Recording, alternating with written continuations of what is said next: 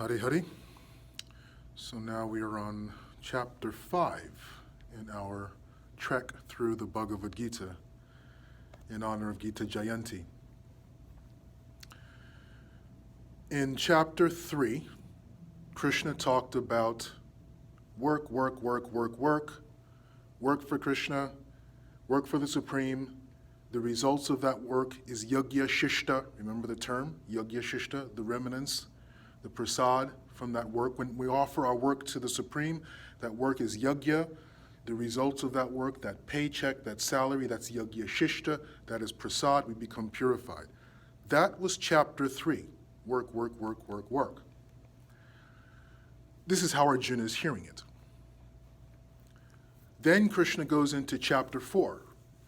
And Krishna says, jnana, jnana, jnana, jnana, jnana. Knowledge. And then, on top of that, he throws in, as Krishna is wont to do, he throws in this idea of sannyas. Renounce. So by the end of the 4th chapter, not the end of the 4th chapter, actually, even in the 3rd chapter, Arjuna had this question. But by the end of the 4th chapter, Arjuna is like, dude. First you say work. So I'm picking up my bow, I'm getting ready to go to work. And then you say jnana, knowledge.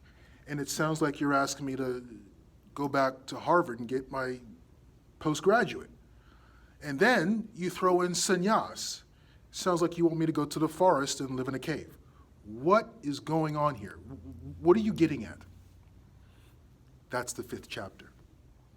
The title of the 5th chapter is Karma, Sannyasa, Yoga.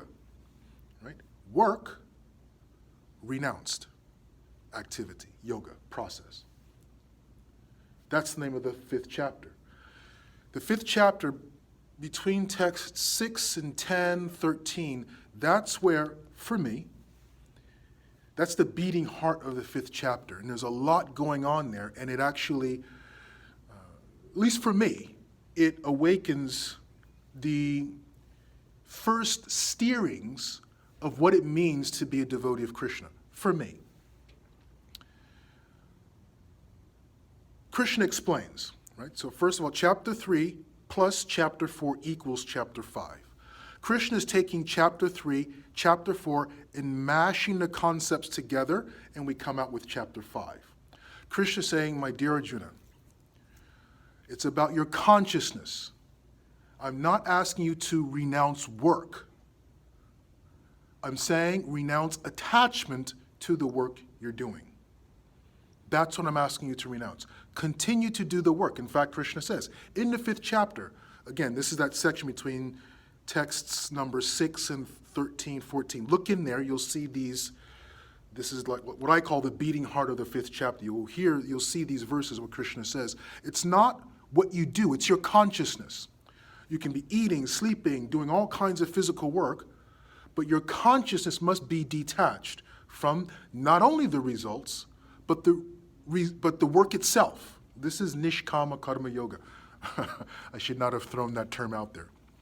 Karma yoga has sakama and nishkama. We'll deal with that another time. The fact that karma yoga has 2 levels, if you will.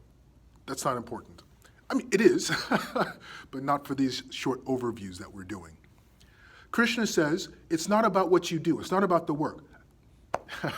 Sorry, I take that back. It is about the work. The work has to be dharmic. Let's make that a blanket statement so that it's understood. If the work is adharmic, going around murdering people is not what Krishna is referring to. Although, there was a bit of I threw that in there for a reason. This is a battlefield. What's justified killing, what's murder? Anyways, activities that are dharmic, right? The 4 principles of dharma, tapa, socha, dhyaya, satyam. So that's the baseline. Activities that are in accordance with the principles of the 4 principles of dharma. Those activities, doesn't matter what they are, as long as our consciousness is in the mood of sannyas. right? Our consciousness is renouncing attachment to those activities and the results of those activities. Mere renunciation of the activity, Krishna is saying this, 5th chapter, merely the renunciation of the activity is not enough. Krishna said that in the 3rd chapter as well. Krishna is saying, I want you to renounce the attachment, not the work, the attachment to the work. Karma sannyasa, that's what I want you to renounce. Then the work itself, doing this, doing that, is irrelevant. Not only is it not irrelevant, it's relevant, but it's purifying. It elevates one to the stage of liberation. And then Krishna throws a wonderful phrase out there. He says, Padma Patram. Such a person is engaged in all kinds of activities, but they are unaffected like a lotus leaf is untouched by water.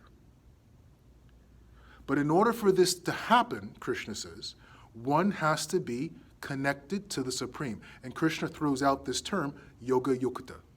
Krishna has never been using this combined term before. Krishna will say jnana, Krishna will say yoga, but now he's kind of combined two terms, yoga, yukta, activities that bring a connection between the living entity and the Supreme.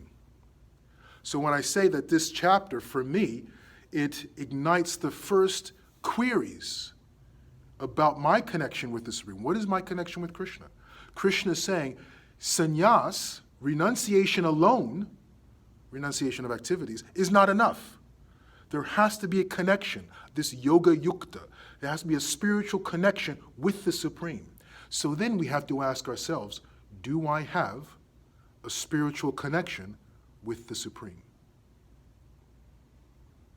Because that's the activating principle. It is our connection with the Supreme that matters. As we talked about, right? Krishna says, Bhaktosi me sakha. Because you're my devotee as well as my friend, you will understand this yoga. You will understand this Atma Tattva, the nature of the spirit soul, the nature, the quality, the attributes, the functions of the living entity. Because you are my bhakta, that is a connection. Because you are my sakha, my friend, that is a connection. I look at myself in the mirror. Dude, Mahavishnu, what's your connection with Krishna? That's what this chapter does. It forces us to sit back and think. Everything that's gone before is very interesting, is very intellectually stimulating, and we try to, as I talked about the 3rd chapter, arrange our lives so that we are engaging in karma yoga, where our activities are yajna, the results of the activities are yajna shishta, prasad, so we can do all that, but now we've come to face a very crucial question. What is our connection, our relationship with the Supreme?